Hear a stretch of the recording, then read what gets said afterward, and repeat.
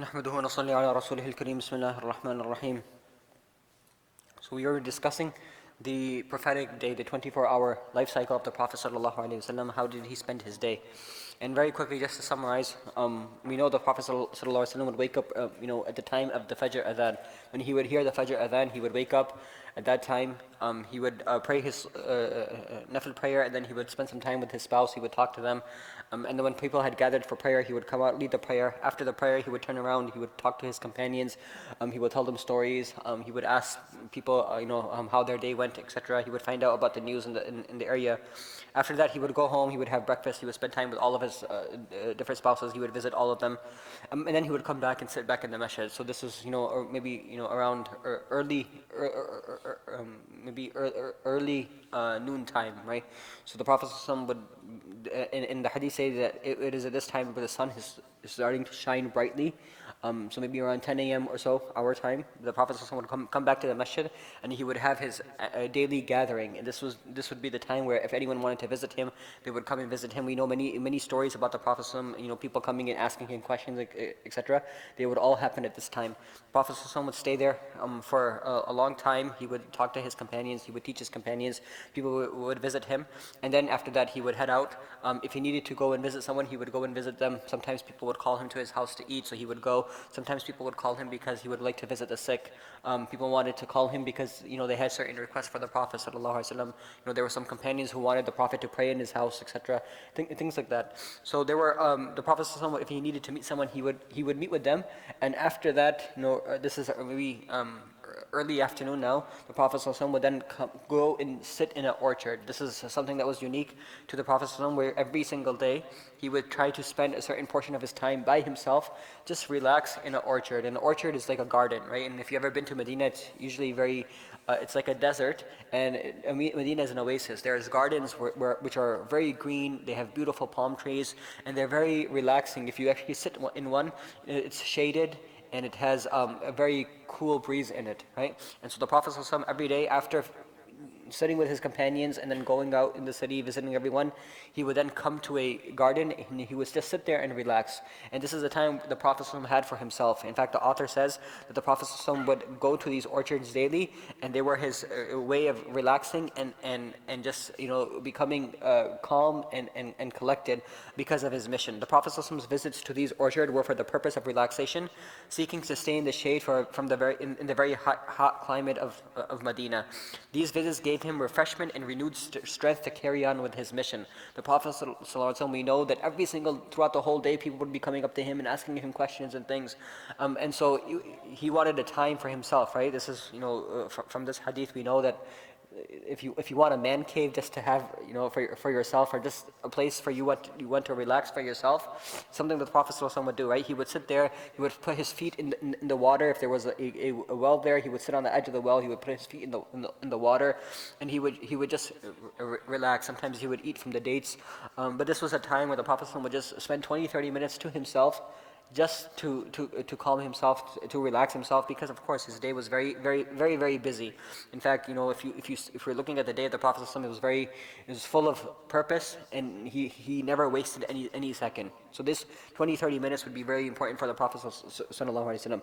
When he would come back, the next thing the Prophet ﷺ would do is that he would take a short nap, right? This is a sunnah of the Prophet ﷺ, that he would take a short nap in the middle of the day, a power nap in the middle of the day. It's called qaylula, and it's a sunnah of the Prophet ﷺ. It's a forgotten sunnah, but it gives, and when I was studying, I remember every single day in the afternoon we would take a half an hour nap, and it just gives a person a renewed energy throughout the rest of the day, right?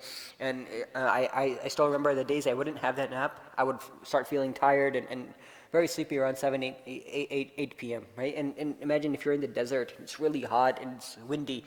And the thing about Medina is that Medina is an area where it's very windy and it's hot air, right? It's not like Makkah, it's just heat, but there is no wind. And whereas there in Medina, it's windy and it's really hot air. It's a hot breeze, and it really tires a person out, right? Just walking from the hotel to the musalla, sometimes to the masjid, is very tiring in itself. If people who've gone for Hajj, they would know this.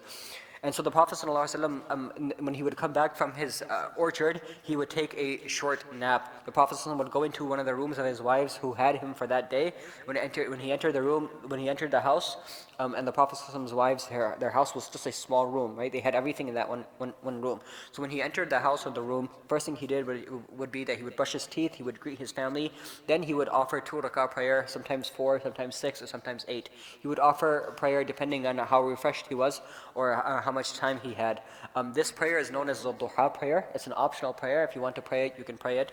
The Prophet ﷺ would pray it every day, 2 rak'ahs, sometimes 4, sometimes 6, sometimes 8, depending on how much time he had. Then he would ask for some food. If he had some food, he would eat it. If he didn't have any breakfast earlier, we know earlier that when the Prophet ﷺ would come in for breakfast after praying Fajr, he would sit with the companions. Then he would come home for breakfast. He would ask, "Is there any food?" And if they said yes, he would eat it. But if he said no, he would say, "I'm fasting." This is a sunnah of the Prophet ﷺ. He would just say, "I'm fasting." Our Sharia tells us that if you're fasting, you have to make your intention before midday, right? So as long as you're making your intention before midday, midday means maybe an hour or so before Dhuhr time, right? The difference between Dhuhr and midday, Dhuhr is the middle point between sunrise and sunset. Sunrise and sunset, right? Midday is the middle point between dawn and sunset. So another half an hour or so before, or 45 minutes or so before. Because dawn is an hour and a half. So dawn is the time that Fajr time begins. Sunrise is the time that Fajr time ends, right? So it's an hour and a half time usually. And so if you divide half of that, it's about 45 minutes. Or 45 minutes or so before Dhuhr, if you make intention for fasting, your fast will count, right? So the Prophet ﷺ, in the morning during breakfast time, if he had no food, he would say, "I'm fasting." But even if he was fasting, he would still come home. He would ask for food. He would say, "Is there any food?" Of course, if you're fasting and you don't have suhoor, you're going to be hungry, right? So the Prophet ﷺ would say, "Is there any food?" Aisha radiallahu anha reports that one day the Prophet she said to the Prophet, "Ya Rasulullah, someone came and gave us a gift," right? And so the Prophet ﷺ asked, "What is it?" So I told him it's hais. Hais is a type of food that is dates that are crushed into a paste, and they're mixed with honey and butter. So it's a very sweet paste, and it's very nutritious, and it tastes very good. The Prophet ﷺ would often have it for breakfast. And so then the Prophet ﷺ said, at that time, he said, "Bring it, I will eat it." And Aisha radiallahu anha was like, "I'm fasting." "You're fasting." So he said, "Don't worry, I'll bring it, I'll break my fast, and I will eat it," right? And this tells us two things. Number one is that if it's a voluntary fast, you are allowed to break it if there is a need, right? If you are really hungry, or you have food from a guest that comes, or a guest invites you to their house, and it's a voluntary fast, you are allowed to break it. If you do break it, however, you do have to make it up, right? And so the Prophet ﷺ, the next time he would fast, he would just make intention of making up the previous day. That's what that is how he would do it. He would not break a fast in Ramadan. Breaking a fast in Ramadan on purpose it leads to a certain penalty. One time he came back to his house, and he saw that his wife Juwayriyah radiallahu anha was sitting down and praying, right? And so he says, the Prophet ﷺ told her, he asked her, "Have you been praying all morning?" He goes, "When I came in earlier for breakfast, you were here, you were praying. When I come in now for my nap time, you're still praying. Have you been praying the whole time?" So Juwayriyah radiallahu anha, the Prophet's wife, she said, "Yes, I have been praying the whole time that you have been gone, from breakfast to lunch." And so the Prophet said, if you had just said in certain dua instead, you would have gotten more reward than all the prayer that you spent the whole morning praying. And the Prophet told her this dua. So it's a very rewarding dua. It's more rewarding than a person praying for the whole morning time, right, from breakfast to lunch. The dua is, "Subhanakallahumma wa bihamdik, adada khalqik, wa rida nafsik, wa zinata arshik, wa midada kalimatik." This is a praise of Allah, and Allah loves it so much that the reward is immense, right? So this is a time that he would spend time alone with his family, and he would sleep at this time. He would try to take a nap. However, some women would come and ask questions. Sometimes they would be uncomfortable asking questions in front of men, so they would come at this time when the Prophet was alone with his wives, and they would ask questions relating to women.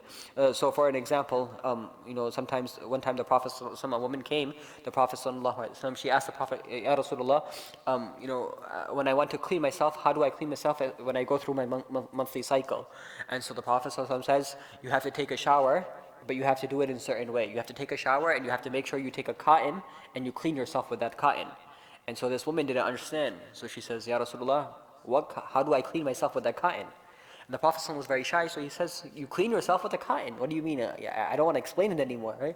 So Aisha radiallahu anha says, I took that woman, I took her to the side, and I told her what the Prophet meant was that you take your cotton and you touch your private area with it, and you make sure there is no dirtiness in your private area. And so the Prophet ﷺ was too shy to say it this explicitly, and so I told this woman. So these were times where women would come and they would ask the Prophet ﷺ questions. If a woman did not come, or after they had left, then the Prophet ﷺ would lay down.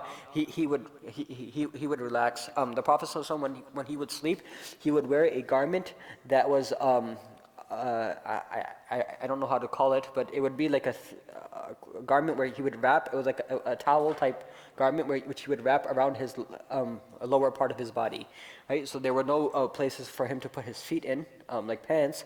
Rather, it was open, and so but it was covering his body. In Urdu we call it a lungi. I don't know what it's called in English. A lungi. In Urdu, that's what it's called. I don't know what it's called in English, but you'll see brothers wear it.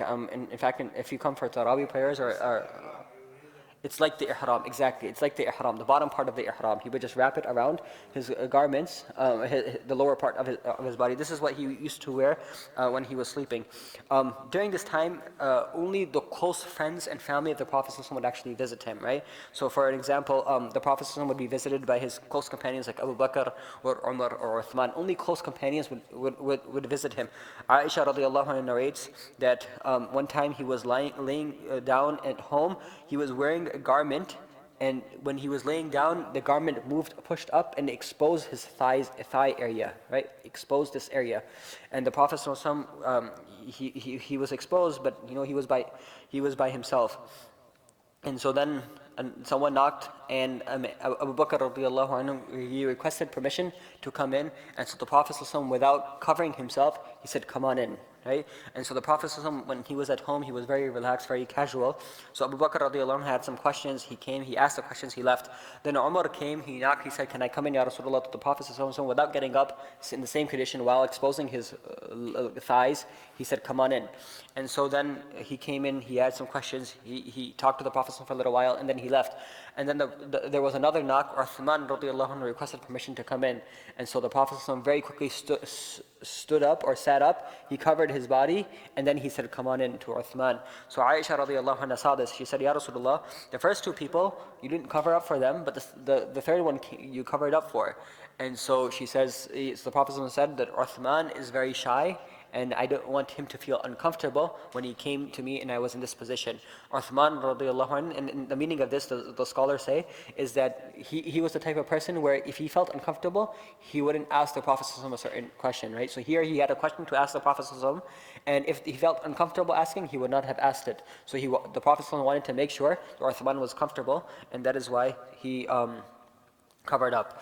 Aisha radiallahu anha describes the Prophet ﷺ when he was at home. He was the most easiest person, the most generous of people. He was a man just like others. He would smile, he would laugh, he would play with us. He would attend to his family's needs. He would mend his own shoes, he would mend his own clothes. He would milk his sheep, and he would serve himself. He would do what any other man does. In fact, he would do more than that, right? When we go home, we get lazy. We expect that the women folk to run the house, and we are the earn the income. But the Prophet ﷺ was not like that. In fact, he would attend to his family's needs. And imagine, this is the most amazing part, is that the house for his wife was probably a small room, maybe between these four pillars. And it's easy to clean, it's easy to maintain, and everything. But the Prophet ﷺ would still come and help clean up the house. He would still help and make sure that it would be easy for his wife to clean. And so just as there was in the Prophet's home space for love and compassion, there was also space and time for entertainment, delight, and spontaneous behavior, right? So the Prophet ﷺ would joke around with his wives as well. He would have a fun time with them. This is a time they would relax and have fun. So there's a hadith, the Prophet ﷺ says that when Sauda radiallahu anha visited, the hadith is, Sauda radiallahu anha, one of the wives of the Prophet, visited Aisha radiallahu anha in her house, right? So each of the Prophet's wives had different rooms. And so Sauda, one of the wives, came and visited the other wife, Sayyidina Aisha. And so the Prophet ﷺ, what did he do? They were sitting, so the Prophet ﷺ came and sat down between them, and he crossed his legs like this, and he sat down in such a way that he put this leg on Sayyidina Aisha, and this leg he put it on Sayyidina Sauda, right? So they were sitting close together. He went and forced himself to sit in the middle, and he sat like this in such a way that he sat on top of both of their legs. So Sayyidina Sauda and Sayyidina Aisha radiallahu anha now are sitting together, and Sayyidina Aisha had cooked the Prophet one of the Prophet's favorite food, which is called harira. Right? It was a soup made out of flour. And so she says she asked the Prophet to eat, and she also offered Sauda to eat. And of course, if you know that these were sister wives or co-wives, right? They both were married to the Prophet. So of course there was some jealousy in there. So Sayyidina Sauda says, I don't like your food, I'm not eating it. She tells Sayyidina Aisha, I don't like your food, I'm not eating it. And this is a soup, right? So soup is, and it was a paste soup. It was made out of flour, so it was a very thick soup. And so the Prophet, Sauda radiallahu tells Aisha, I don't like your food, I'm not eating it, right? Out of jealousy. So Aisha says, you better eat it, or I'm going to make you eat it. You better eat it, or I'm going to make you eat it. I'm going to force it down your mouth, right? And so the Prophet, the Prophet is sitting there between these two of his wives. She refuses to eat, so Aisha radiallahu takes some of the food in her hand, and she puts it in Sauda's face, right? She puts it in Sauda's face, and she tries to force feed it to Sayyidina Sauda radiallahu anha. So the Prophet ﷺ laughs. What does he do? He lifts his leg up and he gives her the bowl of food. He goes, get her back. Right? So what does he do? He takes some food and he gives it to Sauda. He says, go and wipe her face with the food as well. And so the Prophet ﷺ kept on laughing as they both started fighting with each other and throwing food at each other, wiping their faces with each other. And so this is the type of delight that the Prophet ﷺ would have, or the entertainment that the Prophet ﷺ had. As they were laughing, they overheard Umar radiallahu anhu, who was in the masjid looking for his son. So they heard the voice of Umar, because the house of the Prophet ﷺ was attached to the masjid, right? So they heard the Prophet ﷺ, they heard Umar radiallahu anhu coming into the masjid, looking around for his son, calling for his son. The Prophet ﷺ heard him, so he said to his wives, go and wash up, because Umar might come into here and ask me about his son. So the Prophet ﷺ came, and so Umar radiallahu anhu came to the Prophet's door, and he said, Assalamu alaikum ya Rasulullah, can I please come in?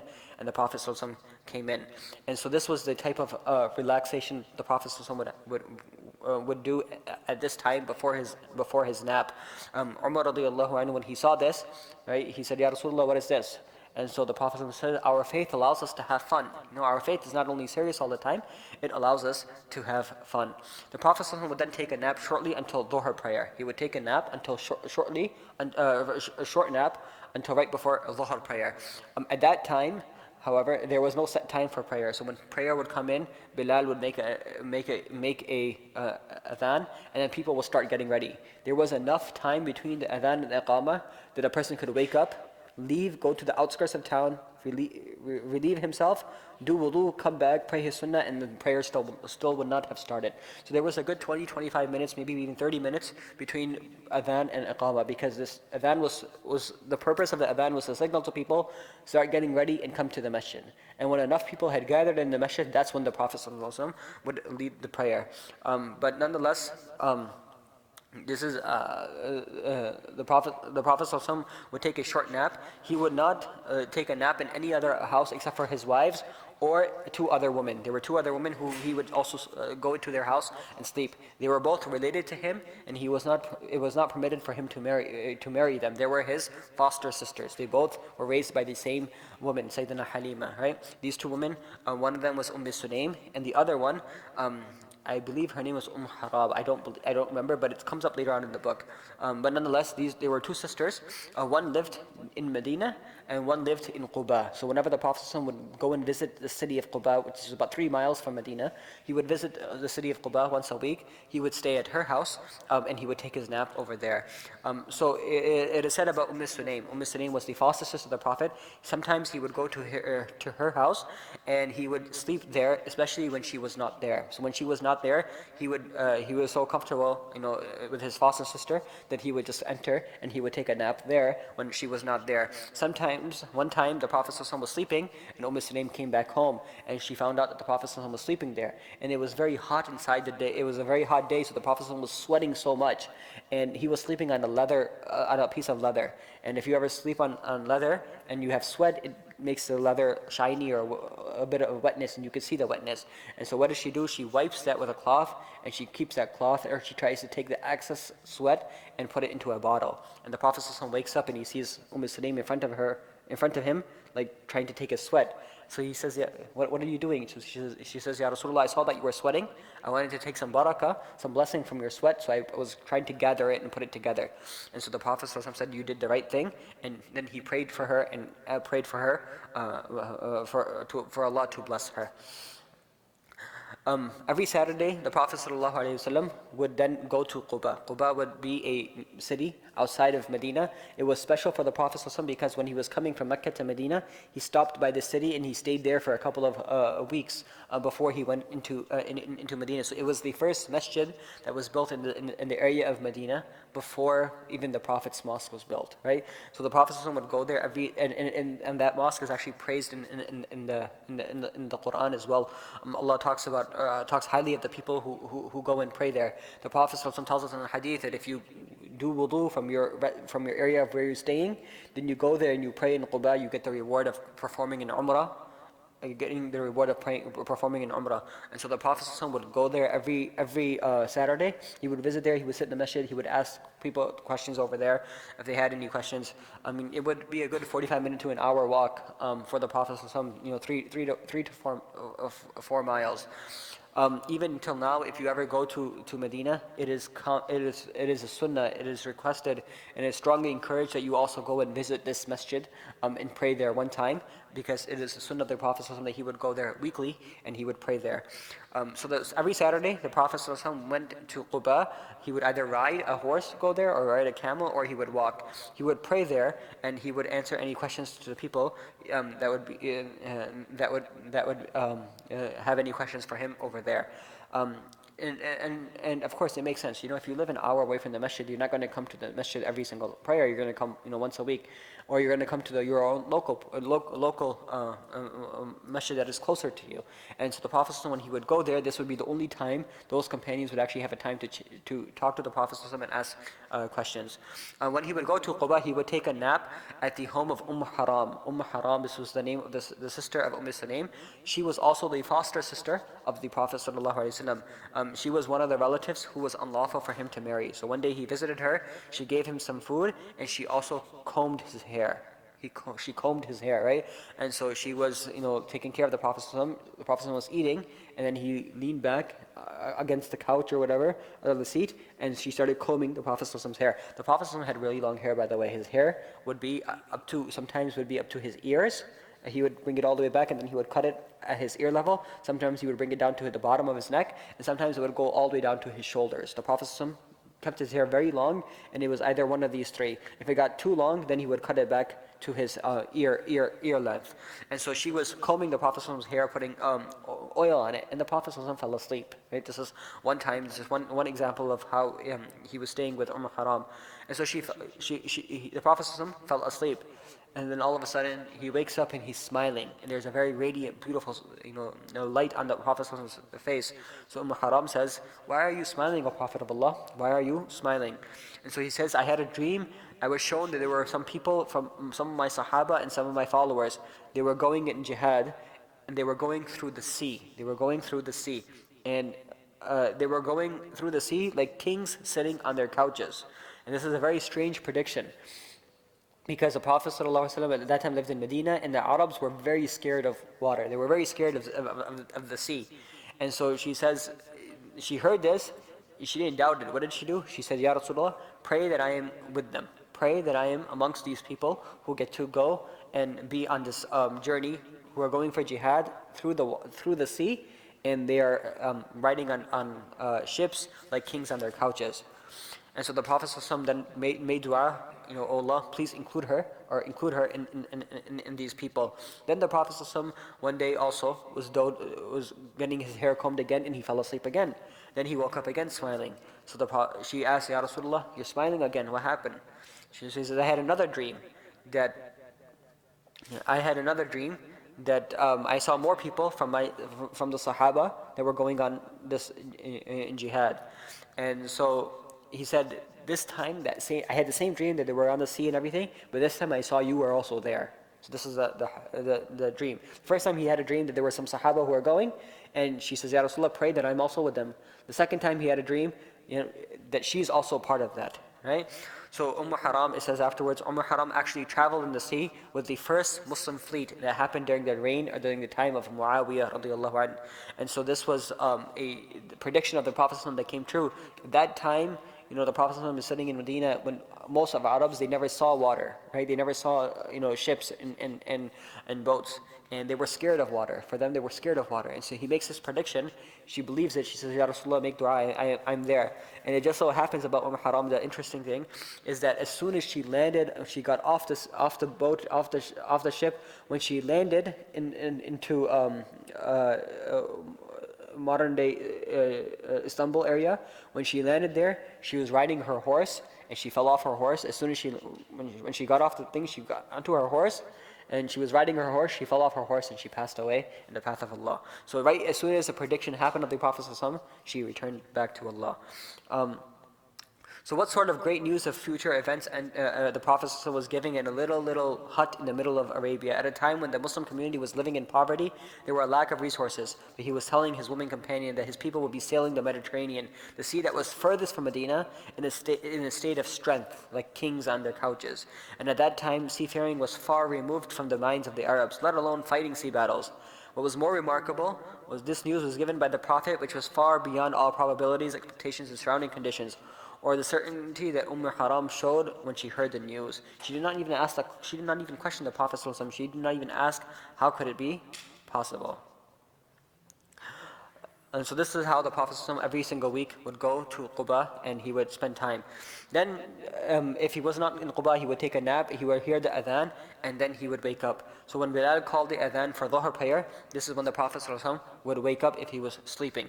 Now, what time is the Dhuhr prayer? The Dhuhr prayer for us is around 1:05, 1 p.m. and it's usually around this time. Even in Medina, if you go now, the prayer time starts around 12:30, 1:30, depending on summer and winter. But the Prophet ﷺ has a hadith where he says, "Abridu bil-dhuhr."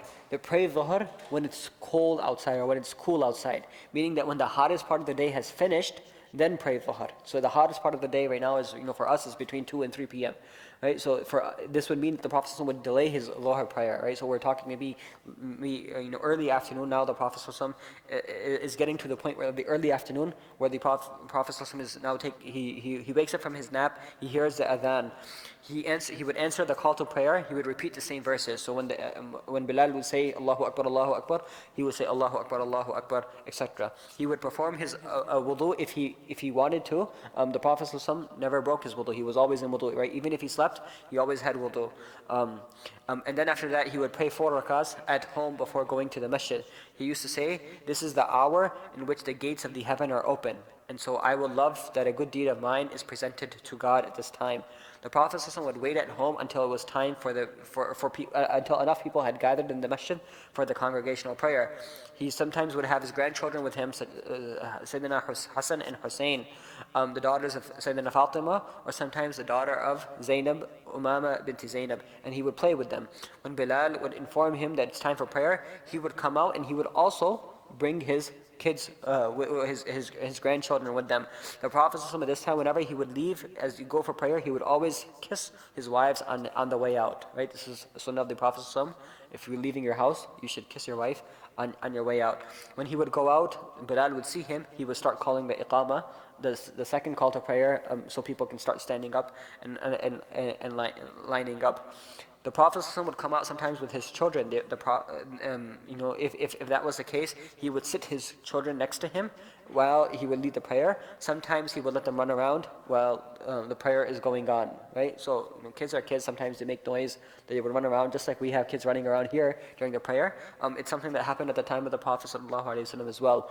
we should encourage our kids to come to the masjid and pray in the masjid. If you have kids and you want to bring them, even if they're young and they're going to make noise, there's no harm in bringing them. However, you should only bring them for the daily prayers, not for the prayers in which there is a large gathering. So prayers for the Jummah prayer, the Tarawih prayer, where it's going to start disturbing others, for those type of prayers, you should avoid bringing them, or you should first teach them how to act in the masjid and the other prayers, and when they've learned how to become quiet, then you should bring them for the congregational prayers or prayers in which there is a lot of people. That being said, yes, there are hadith in which the Prophet ﷺ, during the khutbah, he would see Hassan and Hussein playing and running around in the masjid while the khutbah was going on, even during the Friday prayer, right? So it's not impermissible to bring your children, but it's better to not cause inconvenience to others, right? So he might place the child next to him when he led the prayer. Sometimes he would hold the child on their back. He would let the child hang off of his shoulders around his neck while the prayer would be going on. One time during the prayer, the Prophet ﷺ remained so long in sajda that one of the companions, he was doing sajda, he got up and he started looking at the Prophet, right, thinking something was wrong. Maybe the Prophet got sick or he passed away or something happened or he left. So he was praying. It took such a long time that one of the companions got up and started looking at the Prophet, and he saw that the Prophet was trying to lift his head, but both of his grandchildren were on top of him while he was in sajda, right? So as kids are, when the Prophet went down in sajda, both of them climbed on top of the Prophet. So he waited for them to get off. Then he waited for them to get off, and then he got up. On a side note, if you do have children on you in prayer, it is permissible to take longer in prayer, but it's not permissible to stay quiet in prayer. So if you're going to stay a long time in ruku and sajda, you have to continuously making tasbih unless you're behind the imam. If you're behind the imam, then it's okay for you to remain quiet. But if you're praying by yourself, it is impermissible to stay quiet in prayer for a long period of time. Right? Your prayer will break if you're not reciting the tasbih or reciting something during the prayer time. Right? So if you're just sitting down and saying at-tahiyyat, you finish at-tahiyyat and you just sit there daydreaming or just staying quiet and not reciting anything for a long period of time, then your prayer will break, right? So if it's long enough to recite the whole at-tahiyyat and you're quiet for that whole time, your prayer will break. So if you're going to take a longer time in sajda and ruku, make sure you are reciting something, making a dua, or reciting the tasbih, or maybe if you're standing in prayer, reciting Quran, etc. So after the prayer was over, people said to him, Ya Rasulullah, you were very long in the sajda. We thought something happened to you, right? Were you receiving any wahy at this time? Were you receiving a revelation? So the Prophet said, no, I wasn't receiving any revelation, but my children mounted on my back, and I did not like to hasten them down until they came down themselves. So sometimes he would carry the child on his shoulder as he prayed. When he bowed, he would put the child down. When he rose, when he rose to stand up, he would grab them back up on their way. So if you see children or if you see kids holding their children in prayer, it is permissible to do so. The Prophet ﷺ used to offer a Dhuhr prayer sometimes early in the range, sometimes later on, right? He would recite about 30 verses of the Quran in each of the first 2 rak'ahs. So he would recite Surah Fatiha and 30 verses, so it would be a long prayer. In fact, his prayer would be so long that to the extent that when the Iqamah is called, when the prayer starts, a person can go visit the graveyard in Jannatul Baqi, come back and do wudu and still come to the masjid and catch the prayer, catch the first rak'ah of the prayer. Excuse me. So they would be able to go visit the graveyard, come back, do wudu, and still catch the first rak'ah of the prayer. Meaning that's how long his prayer was. If we have a prayer nowadays that long, people get upset. What's wrong with the imam? He tried to read a really long prayer. So he would read in secret, meaning he would read quietly, but people realized that he was reading because they saw his beard moving from behind. So they knew that the Prophet was reading something.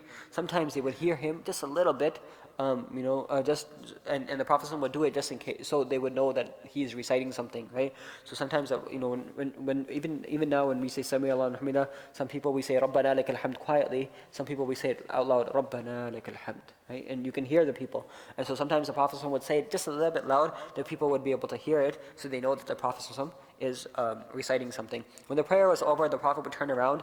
Many people this time would be fresh, awake, because and this would be the time when most of the people would gather at the masjid. So the most attended prayer for the Prophet would be the Dhuhr prayer. It's unfortunate for us, the least attended prayer is the Dhuhr prayer. But the Prophet's most attended prayer would be Dhuhr prayer. Everyone would be rested. They would be, they just took their nap, and they would be fresh and relaxed. And so the Prophet, after the Dhuhr prayer, he would turn around, and if he had something to say to the people, that's when he would say it.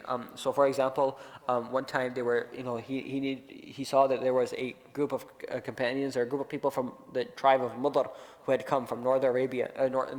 They had come, and he saw they were in such a poor state of, they were so poor. And so what did he do? He turned around and he started encouraging people to give until there were two big piles one pile of food and one pile of clothes for the people of Mudar. Another example is that one time the Prophet he turned around after the Dhuhr prayer and he started giving a talk, and he said in the talk that a man comes to me and he says to me that this is for you and this is for me. And the Prophet is referring to a Sahabi. There was a Sahabi. The Prophet assigned him go and collect the zakat and the tax from all of the Muslim and the non-Muslim people, residents of Medina. Right, the non-Muslim residents would pay a tax to the Prophet ﷺ for protection, and the Muslims would pay the zakat. And so this Sahabi would go and he would collect all the zakat from everyone, and he would collect the tax, and he would come back and he would give it to the Prophet ﷺ. This was his official job. Right, he worked for the state or for the Prophet. And so one of the people who was giving the zakat, he said, this is the zakat, and this is a little gift for you because you are the person who's working in this, working as the zakat collector. And so the Prophet, when he came to the Prophet, he said, Ya Rasulullah, all of this is the zakat I collected, but this thing, someone came and gave this to me as a gift. He told me it's not zakat, it's actually a gift. So the Prophet didn't say anything, but what did he do? After the prayer, he got up, after the prayer he turned around, and he said, I employ one of you. He didn't take a name. He goes, I asked one of you and I assigned a task to you to go and collect the zakat. You fulfill it, you come back and you say, this is mine and this is yours, right? And the Prophet gets upset. He says, if he were to sit with his family at home, would he receive the same gift or not? Right? And this tells us a very important lesson, that if you are a public servant and you're working for in a public position, you are not allowed to accept any type of gifts at all, period. It's considered a form of bribery. Right? This person may not even be bribing. Maybe his intention was pure. That he's giving a little gift to the inspector, or a little gift to the person who's collecting the zakat. But the Prophet became really upset. His face turned red, and he said that you go and you collect the zakat and you say this is for me and this is for you, right? Let him sit in his home and wait until he receives that gift. He would never get that gift if he were to sit at home. Right? I swear by the one who holds my soul in his hand, if any of you who takes something which he has no right to, on the day of judgment, that thing will come and be held against you. I shall recognize someone carrying a noisy camel or a mooing cow or a bleating sheep. Right? You will have to hold them on the day of judgment as a punishment. And so we have to be very careful if we're working in any public thing. A judge is not in Sharia, in our Sharia, a judge is not allowed to accept any gift from anyone. He's not allowed to accept an invitation to go to someone's house at all unless he knew that person from before his position. And this is part of our Sharia. In fact, Umar radiallahu anhu and other companions, they would have to remove judges because they would find out the judges became friends with so-and-so person after they met them in court, right? This is something that it just to remove even the concept of bribery or just maybe even the thought of it. This is why Sharia is very strict for judges, for witnesses, for expert witnesses. They're not allowed to take any money at all. Right? If in our case, expert witnesses are basically, it's a paid position. Right? You become an expert or something. You testify in exchange of money. And the more money you give, the better your testimony is, even though you're an expert in the field. But this is not allowed in our Sharia at all. Another example, one time the Prophet ﷺ turned around and he says, he was feeling very, very, very in a good mood. So he says, I'm in a good mood, so whatever question you ask me today, I'll answer it. I won't get upset. You can ask me any question. Nothing is off limits, right? And so, as long as I'm here right now, I will answer any question that you have. So a man comes up, he goes, Ya Rasulullah, people are accusing me that my father is not really my father. Can you tell me, is he really my father? So the Prophet makes dua, he says, yes, he really is your father. Those accusations are incorrect, right? This man was named Abdullah ibn Hudhafa. He did not look like his father at all. And so people would accuse him, saying that you're not really your father's son. You were rather someone else's son. Your mother, na'udhu billah, did something very inappropriate. He stood up, he said, Ya Rasulullah, people keep on saying this. Who is my father for real? And so the Prophet made dua, he says, your father really is Hudhafa. Those accusations are incorrect, right? And so the Prophet then asked again, are there any other questions? Any questions you have, I'll answer it, right? No questions asked. Nothing is off limits. And so Umar radiallahu anhu said, Ya Rasulullah, we don't have any questions that we need to answer. We believe you, Radina billahi Rabba. We're happy to believe that God is our Lord. We're happy to have Islam, and we're happy to have you. And so the Prophet said, okay. The Prophet goes on to then saying, by him who holds my soul in his hand, heaven and hell were just shown to me a short while ago on this wall behind me, right? This is a hadith. The Prophet one time was praying, and while praying was going on, the wall in front of him became a window toward Jannah and Jahannam, and he saw how Jannah and Jahannam looked like. And so he says, heaven and hell were shown to me a short while ago on this wall. I have never seen anything of good and evil as I saw today. If you were to know what I know, you would laugh little and cry a lot in this world. You would spend most of your time just worried about the punishment of the hereafter. And so the companions say this was a very difficult day for us because the Prophet was really really emotional because he saw this vision, and so the way he explained it, and it terrified us, and it made us worried. This is also the time of the day where the Prophet, if they had to carry out any official punishment in the city, he would carry it out, right? So if someone had stolen, or someone had committed adultery, or someone had to get judged between two people, after Dhuhr would be the time where the Prophet would do that. It appears that these speeches were given when something important had to be occurred with that had to be dealt with immediately. If it could be left until later on, then he would usually wait and not give a talk after Dhuhr unless it was on the Jummah time. During the Jummah prayer, he would then address the local issues that needed to be addressed. The Prophet ﷺ would then return home after the Dhuhr prayer, after this talk, and then he would pray the remaining sunnah of the Dhuhr prayer, the 2 rakah sunnah and the 2 rakah nafil, at home. Then the Prophet ﷺ would stay at home up to the time of Asr prayer, and when he would relax at home, spend time with his wives, if it was the summer months. If it was the winter months, then he would go out with his companions to attend to business, and then he would spend time with his spouses between Asr and Maghrib in the winter months. Otherwise, he would spend time with his spouses then. And in the summertime, he would stay at home. And when it became cool outside between Asr and Maghrib, then he would go out and attend to his business. But we will stop here, inshallah, and we'll talk about what business the Prophet would do from Asr onwards next time, inshallah. Subhanallah wa bihamdihi, subhanallah al-azim, subhanakallahum wa bihamdik, ashhadu an la ilaha illa anta astaghfiruka wa atubu ilayk. Just one quick announcement. So next Sunday actually is Eid. Next Sunday is Eid, so you will not do this next Sunday. But then after that, I will be gone traveling on Sundays for the next 3 Sundays after that. So I will not be in town from July 4th to July 15th, right? So maybe what we'll do, inshallah, is we'll make an announcement on Friday of a certain time, and we will continue this halaqah, inshallah, for the next 3-4 series throughout the month of July. We'll continue this halaqah series from Asr prayer all the way until the next morning Fajr, how the Prophet will spend that time, right? So right now we've done maybe Fajr to Asr, so we've done half of it, so we'll do the other half, inshallah, afterwards. But we'll set up a time. It will not be on a Sunday, unfortunately, because I will not be in town at all for the next couple of Sundays, 3 Sundays after Eid. So we will set up a time, inshallah, and we'll make that announcement on a Friday, and we will let everyone know when is the best time. We'll have this halaqah, inshallah, after Eid every week, inshallah, throughout the month of July until the end of July, inshallah, and we'll finish on the day of the Prophet sallallahu alaihi wasallam. Subhanallah wa bihamdihi, subhanallah al-azim.